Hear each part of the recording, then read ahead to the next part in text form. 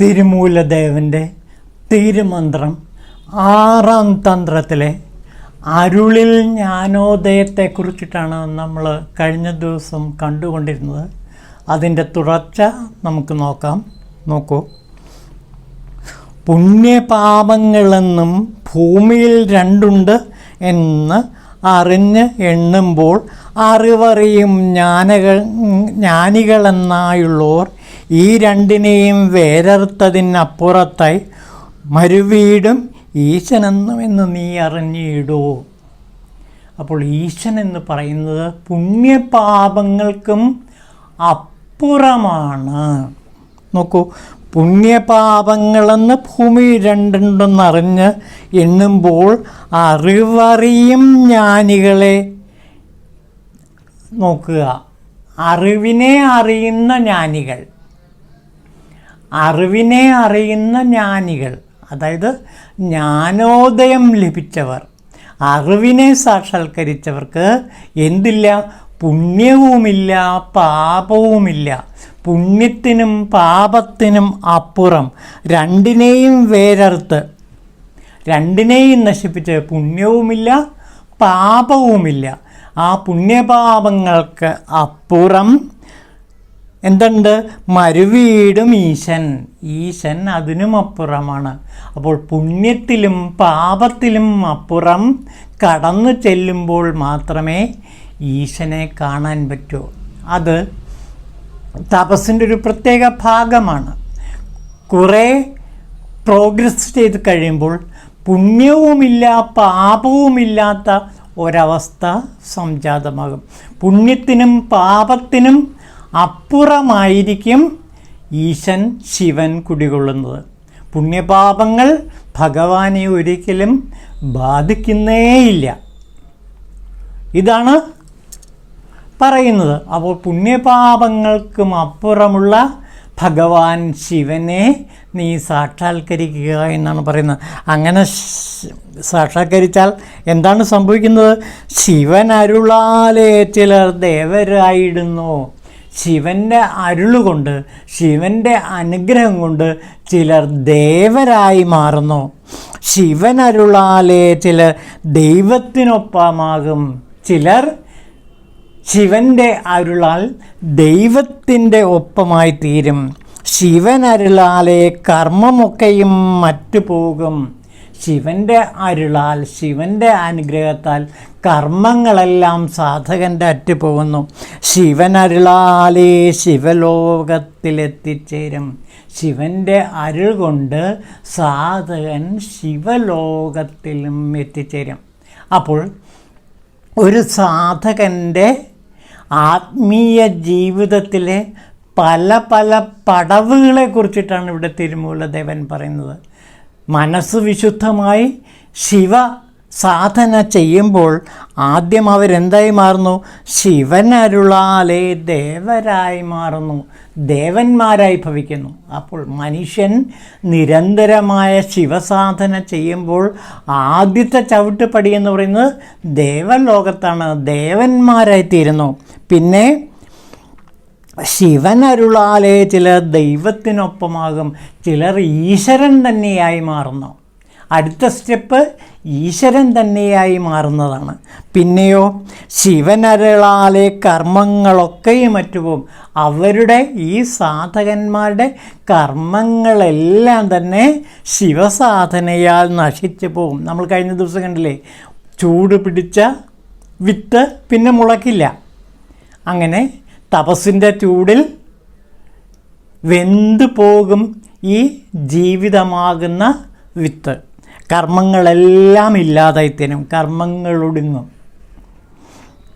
ശിവൻ അരുളാലേ ശിവലോകത്തെത്തിച്ചേരും. ശിവൻ്റെ അരുളാൽ, ശിവൻ്റെ അനുഗ്രഹത്താൽ ഇങ്ങനെയുള്ള സാധകന്മാർ അവസാനം ശിവലോകത്തിലും എത്തിച്ചേരും. അപ്പോൾ ആ ആത്മീയ പടികൾ ശ്രദ്ധിക്കൂ. ദേവന്മാരാകുന്നു, ദൈവമാകുന്നു, കർമ്മങ്ങളെല്ലാം നശിച്ചു പോകുന്നു. പിന്നെ ആ സാധകൻ അവസാനം ശിവലോകത്തിൽ ശിവനടനം കണ്ടുകൊണ്ട് എപ്പോഴും വസിക്കുന്നു. ഇനി നോക്കൂ, കായമാം തേരിലേറി മനമാം തേരാളിയോടും മായത്തേരേറിപ്പോകും കരണങ്ങൾ കണ്ടെറിഞ്ഞ് സ്നേഹത്തേരേറി ശുദ്ധ ശിവനരുൾ പ്രാപിച്ചെന്നോർ മോഹം വിനാ സമാധിയിൽ പൊക്കുവാണിരിക്കാം. അപ്പോൾ ഒരു സാധകൻ്റെ ലക്ഷ്യം സമാധ്യവസ്ഥയാണ്. സമാധിയിൽ വാഴുക, സമാധിയിൽ തന്നെ കഴിയുക. ആ സമാധ്യവസ്ഥ കൈവരിക്കണമെങ്കിൽ എന്തു വേണം? സ്നേഹത്തേരേറെ ശുദ്ധ ശിവനരുൾ പ്രാപിക്കണം. സ്നേഹമാകുന്ന തേരിലേറി. സാധാരണ നമ്മുടെ ഉപനിഷത്തിൽ എന്താ പറയുക? കായമാം തേരിലേറി മനമാം തേരാളിയോടും മായത്തേരേറിപ്പോകും കരണങ്ങൾ കണ്ടെറിഞ്ഞ്. അപ്പോൾ ഉപനിഷത്തിനും അപ്പുറത്തേക്ക് കടക്കുകയാണ് തിരുമൂലദേവൻ. സാധാരണ ഉപനിഷത്തുകൾ പറയുന്നത് ഈ ശരീരം എന്ന് പറയുന്നത് ഒരു തേരാണ്, മനസ്സ് തേരാളിയാണ്. മായത്തേരേറിപ്പോവും കരണങ്ങൾ കണ്ടറിഞ്ഞ്. അങ്ങനെ കരണങ്ങളെയെല്ലാം തിരിച്ചറിയുക, എന്നിട്ട് ലക്ഷ്യസ്ഥാനത്തെത്തുക. ഇതാണ് ഉപനിഷത്തുകളും ഭഗവത്ഗീതയും നമ്മളോട് പറയുന്നത്. ശരീരം ഒരു തേരാണെന്നും മനസ്സ് തേരാളിയാണെന്നും പഞ്ചേന്ദ്രിയങ്ങൾ കുതിരകളാണെന്നുമാണ് ഉപനിഷത്ത് സങ്കല്പം ഉപനിഷത്തുകളിൽ വിവരിക്കുന്നത്. ആ ഉപനിഷത്ത് സങ്കല്പത്തിനുമപ്പുറം കടന്ന് ഈ അവസ്ഥയിൽ എത്തിച്ചേരുമ്പോൾ ആ സാധകനിൽ സ്നേഹം നിറയുന്നു. ഇത് ശൈവത്തിൻ്റെ വളരെ പ്രധാനപ്പെട്ട ഒരു ഘടകമാണ്. അപ്പോൾ എല്ലാത്തിൻ്റെയും അവസാനം വിശ്വസ്നേഹമാണ് എന്ന് തിരുമൂലദേവൻ പറയുന്നു. എങ്ങനെയാണ് വേണ്ടത്? കായമാം തേരിലേറി ആദ്യം സഞ്ചരിക്കുക. അത് കഴിഞ്ഞാൽ അവസാനത്തെ യാത്ര എങ്ങനെയുള്ളതാണ്? സ്നേഹത്തേരേറി, സ്നേഹമാകുന്ന തേരിലാണ് ഏറി സഞ്ചരിക്കേണ്ടത്. എവിടെയും സ്നേഹം പ്രകടിപ്പിക്കുക, എവിടെയും സ്നേഹം വിതറുക. സൂര്യനെ പ്രകാരമാണോ തൻ്റെ സൂര്യരശ്മികളെ കൊണ്ട് ലോകത്തെ മുഴുവനും അനുഗ്രഹിക്കുന്നത്, വെളിച്ചം പകരുന്നത്, അതേപോലെ സാധകൻ സ്നേഹമാകുന്ന സൂര്യനെ ജ്വലിപ്പിച്ച് സ്നേഹരശ്മികൾ ലോകത്ത് മുഴുവനും പരത്തുക. ഇതാണ് ഏറ്റവും ദിവ്യമായ ശിവൻ്റെ അരുള്. ഈ ശിവൻ്റെ അനുഗ്രഹം പ്രാപിച്ചാൽ, അതിനും ശിവൻ്റെ അനുഗ്രഹം വേണം. ലോകത്തെ മുഴുവൻ സ്നേഹിക്കണമെങ്കിൽ ശിവൻ്റെ അരുൾ വേണം. അപ്പോൾ സൂര്യഹൃദയമാകുന്ന സാധകൻ്റെ സ്നേഹഹൃദയത്തിൽ നിന്ന് ആ സ്നേഹരശ്മികൾ ലോകമെമ്പാടും പൊഴിയുന്നു. ആ സ്നേഹം സ്വീകരിച്ച് ലോകം സമസ്ത സുഖങ്ങളിലും ആത്മസുഖത്തിലും മുഴുകി കഴിയുന്നു. ഇതാണ് തിരുമൂലദേവൻ്റെ ദർശനം. അപ്പോൾ തിരുമൂലദേവൻ്റെ ശൈവ ദർശനത്തിൻ്റെ കാതലെന്ന് പറയുന്നത് ഈ രണ്ട് വരികളാണ്. ഇതാ നോക്കൂ, സ്നേഹത്തിൻ്റെ തേരേറി ശിവനരുൾ പ്രാപിച്ചെന്നാൽ മോഹം വിനാ സമാധിയിൽ പൊക്കുവാണിരിക്കാം. പിന്നെ സമാധിയാണ്. അതിനാണ് സ്നേഹസമാധി എന്ന് പറയുന്നത്. സ്നേഹസമാധിയിൽ മുങ്ങിയിരിക്കുന്ന അവസ്ഥ. നമുക്ക് ഏറ്റവും നല്ല ഉദാഹരണമായിട്ട് പറയാവുന്നത് ശ്രീബുദ്ധനെയാണ്. ശ്രീബുദ്ധൻ ഭാര്യയെയും കുഞ്ഞിനെയും ഉപേക്ഷിച്ചിട്ട് പോകുന്നത് ഈ സ്നേഹസാഗരത്തിൽ ആറാടാൻ വേണ്ടിയാണ്, ഈ സ്നേഹസമാധിയിൽ ലയിക്കാൻ വേണ്ടിയിട്ടാണ്. ലോകത്തെ മുഴുവനും സ്നേഹിക്കുന്ന ഒരു സ്നേഹഹൃദയം, ഒരു സൂര്യസ്നേഹഹൃദയം എപ്പോഴും ഒരു സാധകനിൽ ജ്വലിച്ചു നിൽക്കും. അയാളുടെ ഹൃദയം സ്നേഹത്തിൻ്റെ സൂര്യഹൃദയമായിരിക്കും. ആ സൂര്യഹൃദയത്തിൽ നിന്ന് സ്നേഹം മാത്രമേ പൊഴിയൂ. അത് സ്വീകരിക്കുന്നവരും സ്നേഹസമ്പന്നരായിത്തീരും. അതാണ് അതിൻ്റെ പ്രത്യേകത. ഈ സ്നേഹസാധകൻ്റെ ഹൃദയത്തിൽ നിന്ന് പൊഴിയുന്ന ശിവസ്നേഹം ലോകത്തിൽ ആരാണോ ഏറ്റുവാങ്ങുന്നത് അവരുടെ ഹൃദയവും ശിവസ്നേഹം കൊണ്ട് നിറയുന്നതാണ്. ഇതാണ് തിരുമൂലദേവൻ്റെ ദർശനം. അപ്പോൾ മറക്കരുത്, ഞാൻ ഒന്നുകൂടെ വായിക്കാം. സ്നേഹത്തേരേറെ ശുദ്ധ ശിവനരുൾ പ്രാപിച്ചെന്നാൽ മോഹം വിനാ സമാധിയിൽ പുക്കവാണിരിക്കാം. സ്നേഹസമാധിയിൽ മുഴുകിയിരിക്കുന്ന, സ്നേഹസൂര്യൻ ഹൃദയത്തിൽ ജ്വലിക്കുന്ന സാധകൻ പ്രപഞ്ചമാകെ, പ്രപഞ്ചമല്ല പ്രപഞ്ചങ്ങളാകെ സ്നേഹത്തിൻ്റെ മഹാരശ്മികളായിരിക്കും പൊഴിക്കുന്നത്. ആ സ്നേഹരശ്മികൾ ആരാണോ ഏറ്റുവാങ്ങുന്നത് അവരും ശിവസ്നേഹം കൊണ്ട് ശിവനരുൾ പ്രാപിച്ചവർ തന്നെയാണ്. അപ്പോൾ ലോകത്തെ മുഴുവനും ശിവസാമ്രാജ്യമാക്കി മാറ്റുക. ശിവസാമ്രാജ്യം എന്ന് പറയുന്നത് സ്നേഹസാമ്രാജ്യമാക്കി മാറ്റുക. എന്തൊരു ഉദാത്തമായ ഒരു ദർശനമാണെന്ന് നോക്കൂ. ലോകം മുഴുവനും സ്നേഹം കൊണ്ട് നിറയ്ക്കുക. സ്നേഹം വ്യാപിപ്പിച്ച്, സ്നേഹം പൊഴിച്ച് ലോകം മുഴുവനും സ്നേഹസൂര്യൻ്റെ രശ്മികൾ നിറഞ്ഞ് കവിയട്ടെ. അങ്ങനെ എല്ലാ ജനങ്ങളും ശിവസ്നേഹത്തിൽ മുഴുകി കഴിയട്ടെ എന്നാണ് തിരുമൂലദേവൻ ഇവിടെ ആശംസിക്കുന്നത്.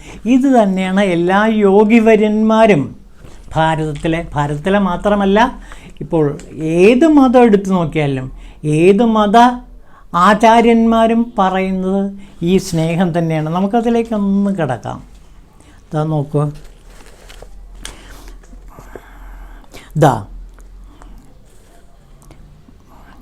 സർവാന്തര്യാമിയായ ദൈവത്തെ ഹൃദയത്തിനുള്ളിൽ ആരായേണ്ട രീതിയിൽ ആരായുവൻ, അങ്ങനെ നിത്യാനന്ദ സ്നേഹം അനുഭവിക്കാം.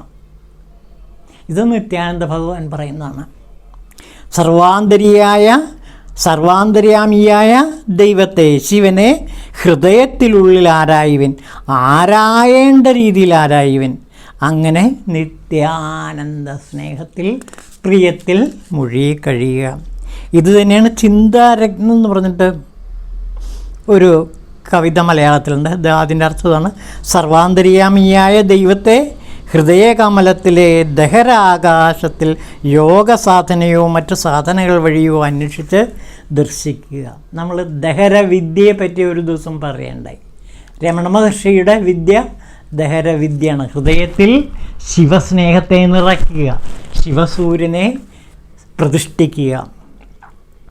ആത്മാർത്ഥമായ ശ്രദ്ധയോടും തീവ്ര ഭക്തിയോടും കൂടി പ്രയത്നിച്ചാൽ, യോഗസാധന ചെയ്താൽ, മറ്റു സാധനകളെല്ലാം ചെയ്താൽ ഈശ്വര ദർശനം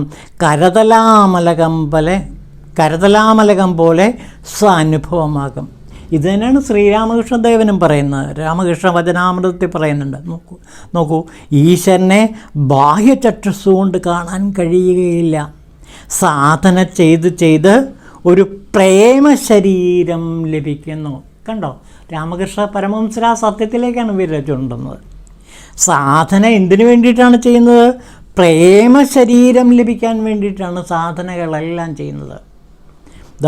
അദ്ദേഹം പറഞ്ഞു നോക്കൂ, സാധന ചെയ്ത് ഒരു പ്രേമ ശരീരം ലഭിക്കുന്നു. അതിൽ പ്രേമചക്ഷുസും പ്രേമകർണവും ഉണ്ടാകും. ആ കണ്ണുകൊണ്ട് ഈശ്വരനെ കാണാം, ആ കാതുകൊണ്ട് ഈശ്വരൻ്റെ വാക്കുകൾ കേൾക്കാം. രാമകൃഷ്ണ പരമഹംസർ ഈ ശൈവ ദർശനത്തിൻ്റെ കാതലിൽ തന്നെ തിരുമൂല ദർശനത്തിലേക്കാണ് വിരൽ ചൂണ്ടുന്നത്. നോക്കൂ, പ്രേമശരീരം ലഭിച്ചാൽ അതിൽ പ്രേമചക്ഷുസ് കാണാൻ പറ്റും. ആ സാധകനിൽ പിന്നെ ചക്ഷുസ് എങ്ങനെയുള്ളതായിരിക്കും? പ്രേമത്തിൻ്റെ ചക്ഷുസാണ്. കാണുന്നതെല്ലാം പ്രേമം. സ്നേഹത്തിൽ നിന്നുദിക്കുന്ന ലോകം സ്നേഹത്താൽ വൃദ്ധി തേടുന്നു എന്ന് കവി പാടിയില്ലേ? പ്രേമകർണം, ചെവി പ്രേമത്തിൻ്റെ സംഗീതമാണ് കേൾക്കുന്നത്.